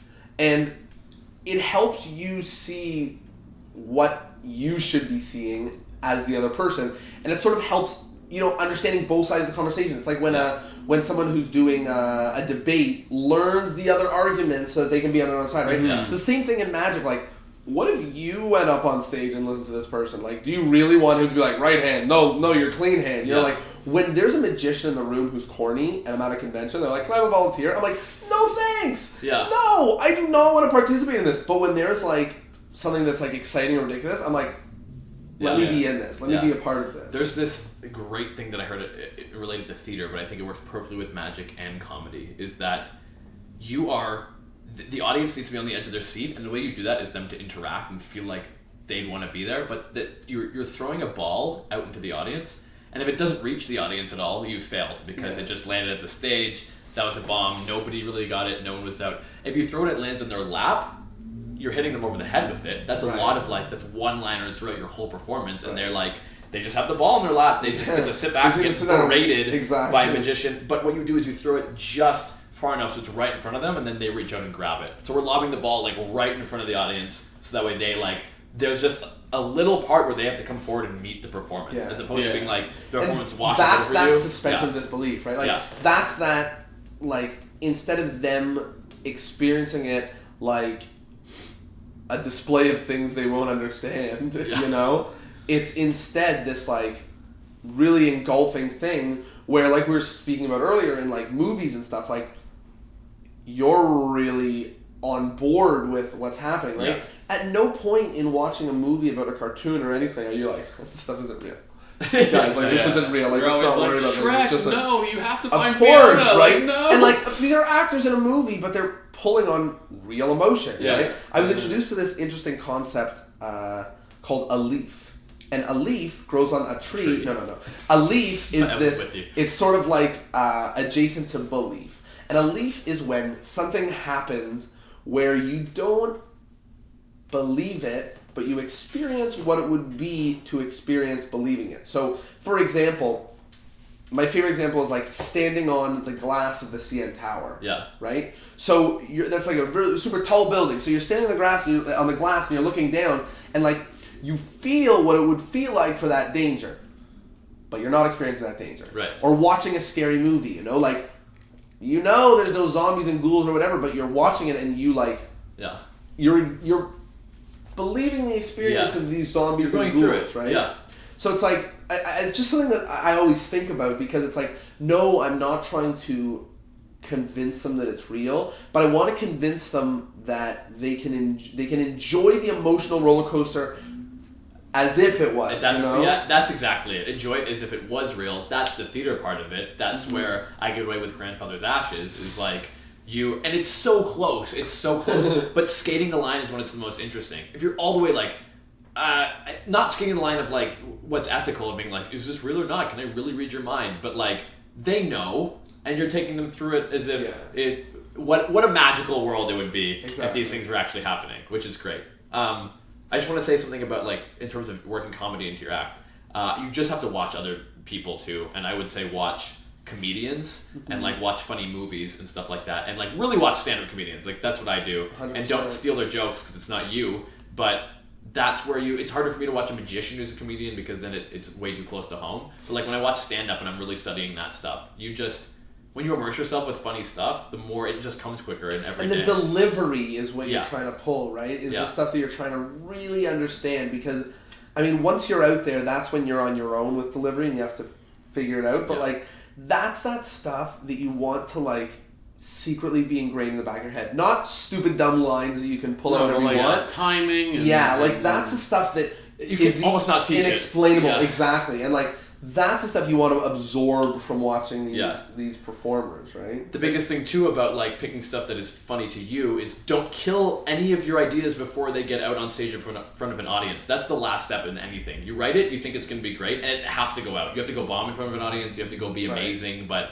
you need to take it out there and watch it. It's almost impossible to write a show in your room. I can't construct the whole show in my room and then be like, now it is finally ready to go out. It's gonna kill because I haven't workshopped it at all. Plays get workshopped all the time before they get put on. Movies have advanced screenings, right? We need the audience there to learn about. No movie goes just straight to theaters without anybody seeing it and giving feedback, because then you realize, oh, that was racist. That was ridiculous. That was ridiculous. Yeah, that's why racist. I just jumped to racism Oh, all the time. It's bad. We don't like racism on Discourse and Magic, but I think that's why a lot of magicians are, at least in my circle of friends that I know, they perform everywhere they can, right? Yeah. Like they're doing open mics, they're doing shows for 20 people, because it doesn't matter, just because like more stage time you have, the better you're going to be. It's not like, how will this affect my, financial career or my status, and it's more like, how will this make me a better performer? It's almost like practice makes perfect or something. Almost like but that.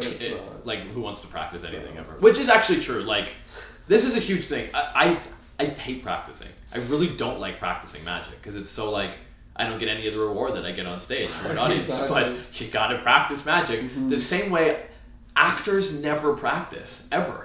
They're just like, I'm an actor and I have those skills. What are they going to do? Like sit and do monologues in front of a mirror for themselves? No. But you should. You should with comedy.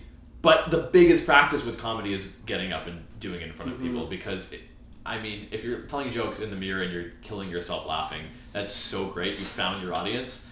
Don't go outside. But like, well, you found your whole audience, right? Like, but you gotta get out there and do it. That's the practice that it is with the comedy, and yes, practice tricks at home for sure. In Bo Burnham's new special, he talks about something interesting, I think. Make happy? Yeah. I haven't seen it yet. Well, you should. You should. It was really good. But his point about his fans, and saying that like he hates and loves them at the same time, because like he's trying to create a performance piece for himself where he gets to get up on stage and say whatever he wants and do it all for him, because that's what his dream is, but at the same time he's trying to make his fans happy, right? Like, and he wants to appeal to them even though they might just be totally different people than who he is, right? Aaron Fisher told me this, like, eventually your audience is going to show you where you belong as well. The same, I wanted to be a magician and an actor my whole life, and people are like, well, what are you going to pick? And I was like, I don't want to pick.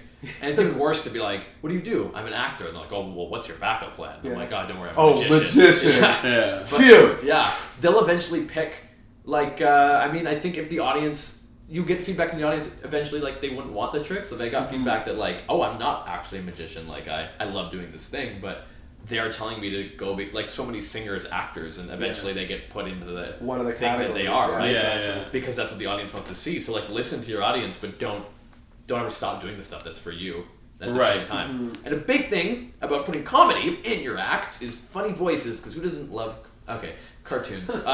It's like, in your everyday conversation, this is great for writing stand-up too. Just find what's making people laugh. Like, as you're talking about something, if you're really engaged in a conversation that's just hilarious to somebody, and you're like, I'm just slaying this person just talking to them.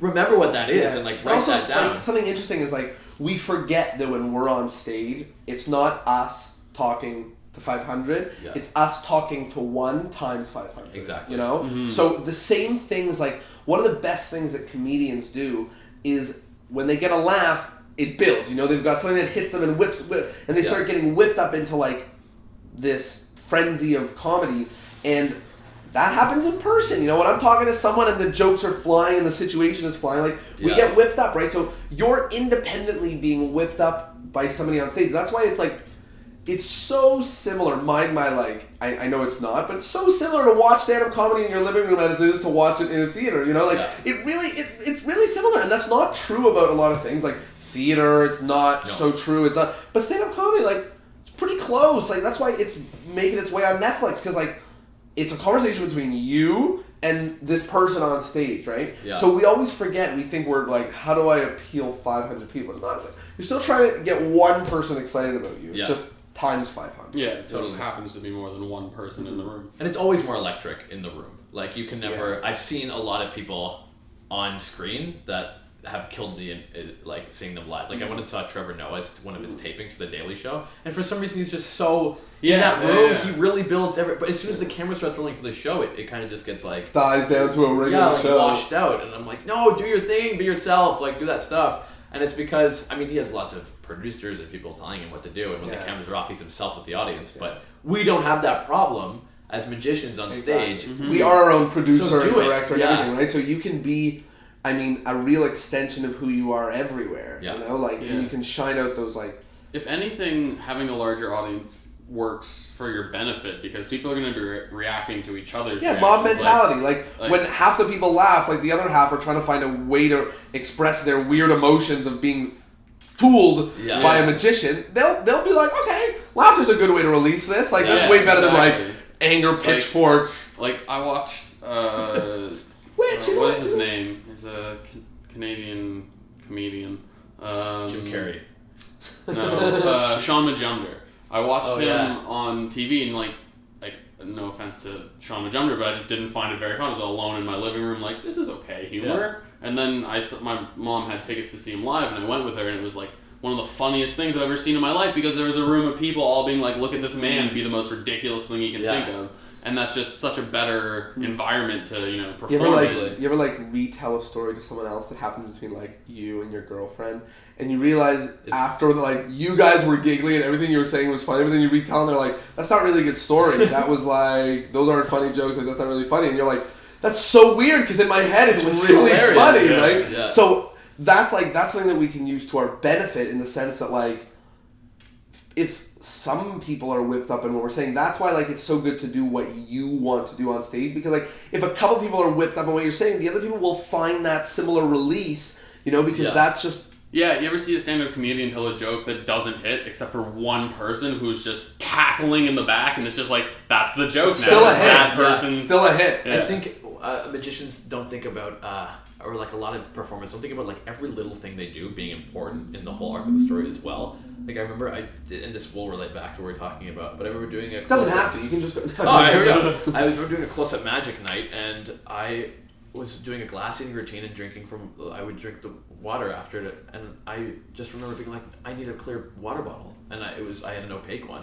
I was like, no, it has to be clear. Like, it just has to be clear. They're gonna think I don't have to say, look, it's empty, and do it just by it being clear. I don't have to say anything. It's so out of my hands. They're just gonna be like, boom, the answer's not there. I move on. And that's like with comedy too. Some people have conditioned. I don't know if you've seen Bo Burnham, but he does his poetry reading, and then after every joke, he rings the chimes. Yeah, so punchline, ding ding ding ding, and that's conditioning the audience to like whenever that happens. He doesn't have to say something funny anymore. He can almost just hit it and have that reaction come out of them. Because everything you do is built up to that thing that is just becomes... Like, I've seen banjo players, like, they'll strum a note whenever they are, like, if it's a comedy musician or whatever. But he really...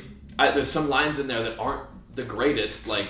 And he'll hit that line and just hit the wind chime. And you're like, that's it! He left that silence, the punchline came, and it's almost like... We didn't even care what it was. We were just left in the suspension. It was silent, and then it was like... Oh, what's it gonna be? There's the punchline. Okay, now I laugh, and it's a release. Sometimes it's just a release. It's not even like sometimes they really get you, but every little thing you do affects the audience and the way that you do it. So your delivery is important, and like how you leave the joke after is important.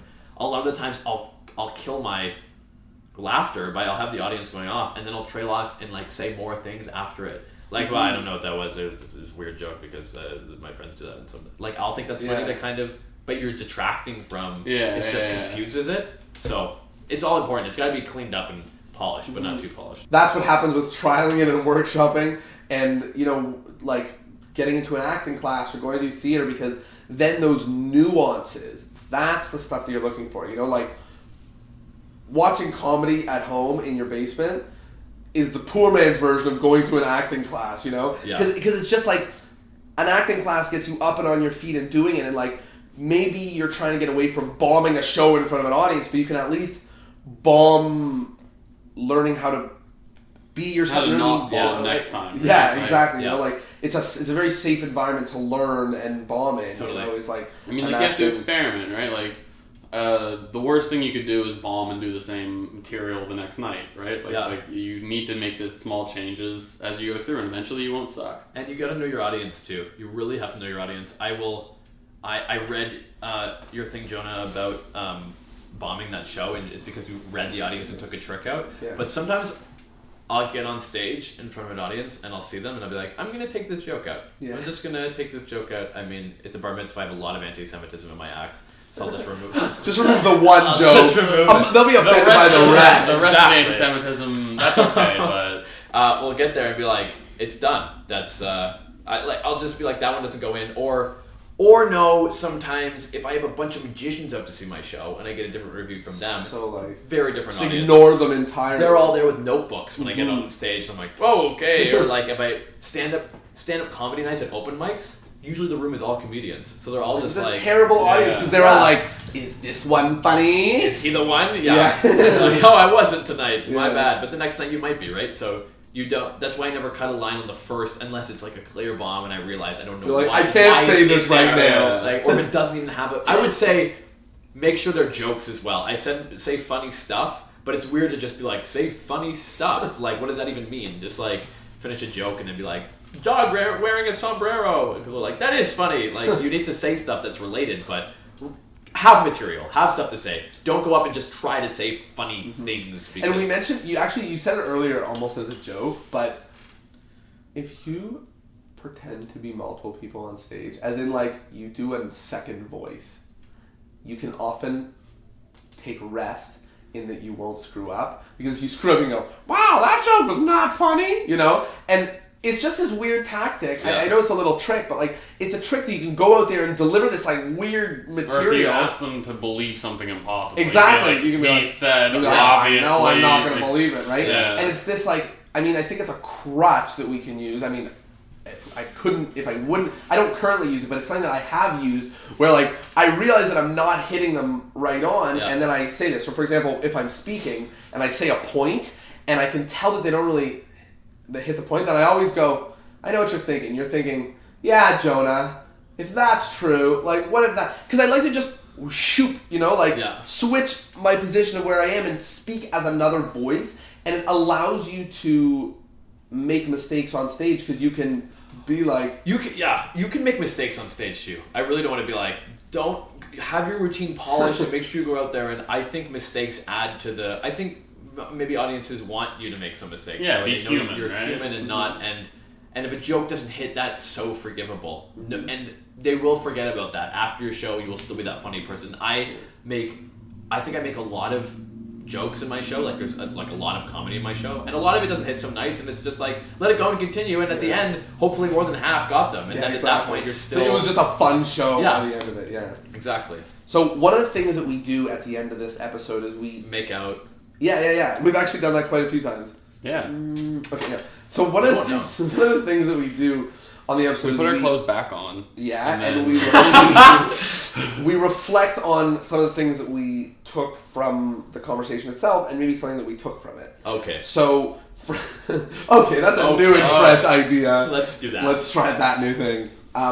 So for me, I really liked, first of all, when you were talking about putting things in your show that you like, because really it's about, like, if you don't, and I've experienced what you were explaining, you end up resenting the material because it's almost like you're doing it for them, and you're not doing it with them. It's stale before it's even. Exactly, fresh. before it's even said. And the second thing that I really, really love is sort of your solution to the story problem, which is that you absolutely should be telling a story, but it's a story that is unfolding in front of them. Not a weird Franken story where half of it is in the past and half of it is being played out. It's actually happening and they get to experience. And that's real audience interaction. It's not just saying like, hey, come up on stage. Okay, when I was 7, this happened, Yeah. It's like, hey, come up on stage and like, help me through this thing. Or like, let's do this, Yeah. And people are very eager because it's happening presently. So I like that as a story, as a solution to the story problem. Thank you. You Any can't use final it, thoughts? but it's good. Damn it! Okay, I'll just stick to fuck. shit Why- stories. So we're not doing this episode, right? Everything you heard, don't listen. For me, I think what I found most interesting was, it's not necessarily a new concept for me, but it was just highlighted in a way that was very clear, is that your magic solutions almost have to be the inevitable, the same way jokes are. And the reason for that is because you're following a narrative, right? Like you want it to be ridiculous and impossible and not real, but you also want that level of, I'm here, I'm in this, right? Like the same way you set up a joke and then the punchline comes and it's, of course. right? And with your magic, it's like, of course, the card's in the urn. Of course, right? But there could be no way they thought about that before. Right, Exactly. right. The moment that they think about it needs to happen as close as you can slice. Just tangential to the point before of them magic, getting it, before right? they see it. You don't want them to see it and then go, "Oh, that's the thing from before." You want them to just go, "No, no." You know, like that. Just like it isn't the one thing that it has to be. Like Also, if you have to realize, I realize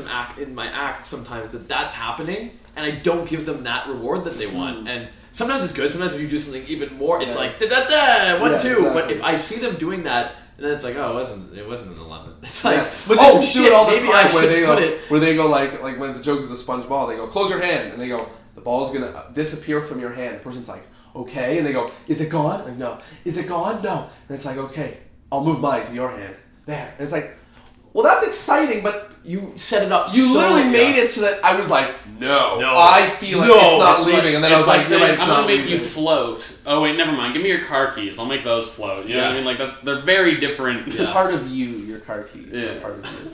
Do you have any final thoughts? Maybe something that you learned from this, or just anything that you want to just yell at the people at home? Just clear your SD cards before you start recording. No, yeah, of course. I really liked I really like this new fresh idea I'm saying right now, which was you talked about taking something that's actually possible in Magic and trying to make it look impossible. Like, okay, I can do this move. What can I surround that with impossibly so that way it looks like Magic at the end, as opposed to taking something that's impossible and then finding a way to do it. Like being like, I want to fly. David Copperfield being like, there should be a way to fly, and then being able to do that. Take something that's not that we all have to do crazy flight things that we can't afford, but like just But magicians. to shuffle a card face up and the face down just to solve them again Yeah. earns nobody's hopes. Nobody Yeah. feels any fulfillment from you being like, I'm going to set up a puzzle and then... You set it up and then you do it yourself. You almost want the audience to be not one step ahead of you, but think that they're one step ahead of you. Yeah. And then all of a sudden you're like, oh, I was way out of the realm of what I thought was happening. That's why Rubik's Cube Magic is so hard too, because you have to be able to find something that's not this. I'm gonna mix it up and I'm gonna put it back. It's like I figured you would, and I have no idea your skill level, and I've seen people do it before. Exactly. So that was like I never know what to do besides that was quick. And jugglers have to find new ways to do stuff too, because it's like 3 balls. Yeah. I don't know what the heck. Yeah, Yeah. it's hard. It's like Scotty juggling over a person. Yeah. You know what I mean? Exactly. Or like the yo-yoers are like, I'm gonna knock a coin off your ear, and you're like, what the no you're not. Yeah. Like, you're gonna knock me out is what you're gonna do. Yeah, exactly. And obviously those feats in a show that's more feat-based are positioned in a way that same theatrical thing of being like, well, he could only do that before, so now he's claiming that he's going to require this precision. Yeah. I don't know. Yeah, You know what I it's mean? Like, it's amazing to watch someone juggle clubs and drop every 15 catches and be like, sorry about that. I'll use knives instead. Like, Yeah. And you're like, what? No, you like Don't do that. Don't do that. And I really like what you said about not. I actually haven't ever thought about it this way before, but I'm not talking to 500 people. I'm talking to one person times 500, and I feel myself doing that in the routine. But it's important to clock that we forget about all the things that we learned in our little drama classes in elementary school, where make eye contact with every person. Like, don't make that a thing you have to do. Because there's no rules, right? Like, these aren't all set in stone. It's not a formula that you follow to make a perfect act. You have to go try stuff and fail. There's a great That'd be quote. a really fun routine, actually, if you were like how to have a good act. You had it like on a projector, and you're like make eye All this contact, time, and you're yeah. just like leaning into each audience member. Because it trying is to make kind of eye ridiculous, contact. right? Like, it's kind of ridiculous to do all this stuff, but it makes people feel welcome, and that's... It's so much to think about that you have to make it an unconscious thought. Right? I wish I remember whose quote this was, but it was someone important, like Steve Jobs. Maybe it wasn't him, but the quote was, "We're all just making this up."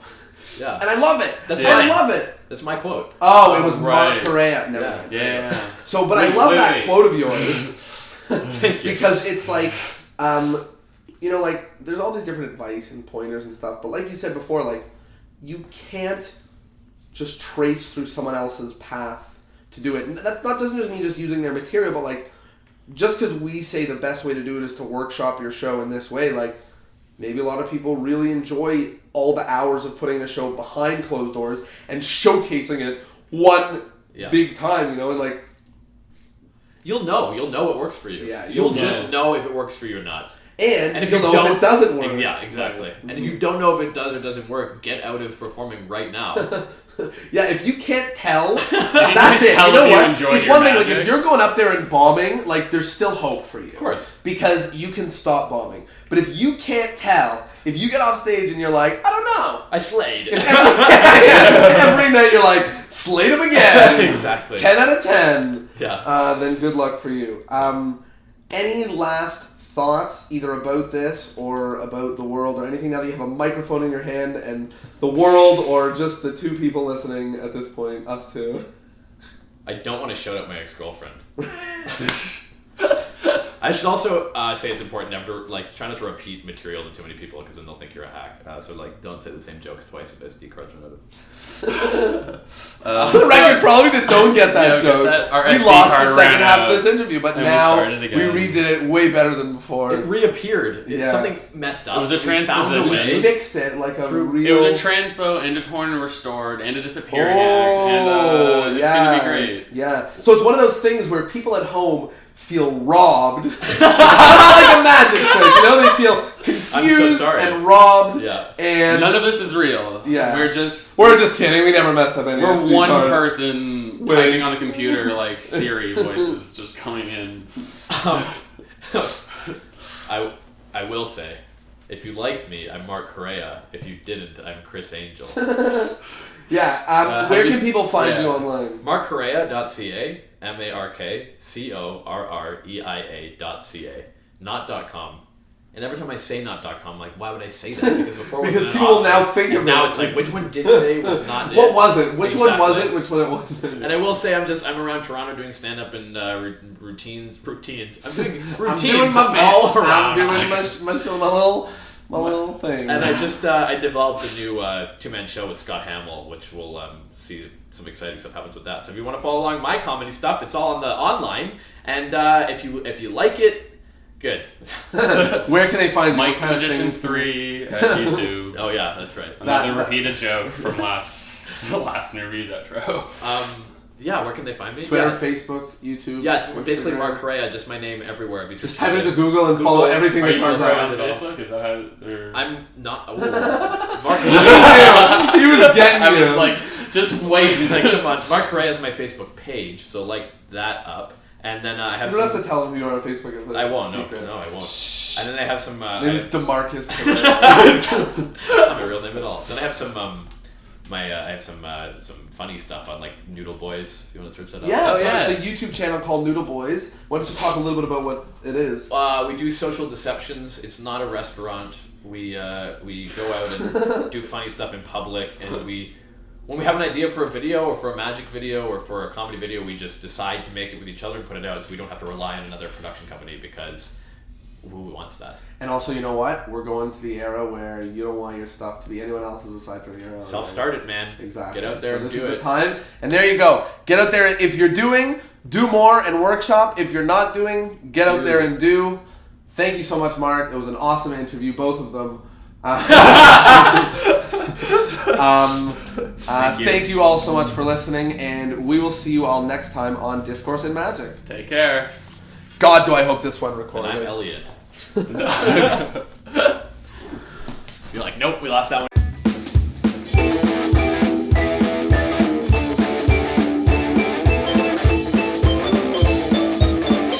Bam! Hope you liked it. Episode 16 of Discourse in Magic. Back when we recorded the episode, Mark hadn't released his Pokemon Go video, but please check it out. We're going to link to it in the episode description. It is absolutely hilarious, and we're trying to help him make it go absolutely viral. Ha ho! Make it go viral. Oh, yeah, that was totally on there you purpose. That was on purpose, yeah. If you are a big fan of us and what we're doing, go to our website and hop on our newsletter. We send a newsletter. Climb right aboard. Climb aboard the ship. We send a newsletter, a big one at the beginning of every month, and then either one or two small emails going on in the middle of the month, where we send you just great content that you wouldn't find elsewhere, and we point you in the direction of some awesome stuff that we are finding. Why miss it? Online. Why take miss that it? risk? There's What no if it's reason. good? What if What it's if it's the good? best? It is good. What if it is? What if it is, the best thing that you've ever seen ever? You gotta take that risk. You gotta roll those dice. I think it's well worth the risk because what would you lose? Yeah. Nothing. Exactly. There's nothing to lose. And the other thing, in terms of talking about nothing to lose and things to gain, this month there is still a contest going on, and it is our sharing contest. We have an absolutely amazing piece of lecture notes from our good friend Chris Westfall, and it is very, very easy. All you have to do is share any of our pieces of content on either Facebook or Twitter and tag us in it, and we will know that you are in the contest, and you will be entered to win the lecture notes Calculated Chaos. It is nothing to lose, plenty to win. Exactly, nothing to lose, everything to win, and we all want to see you win. And as DJ Khaled says, win more. Keep winning. Bless up. Major key. All that good stuff.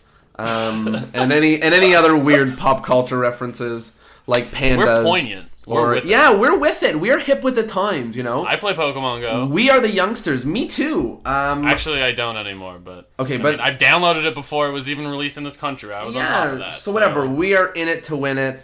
We are having it. You could be too. Just get on our newsletter. Just hop on everything. Do all the things always. And and that will be your pathway to success. Anyways, thank you all so much, and we will see you all on our very special episode next week, episode 17. Ciao.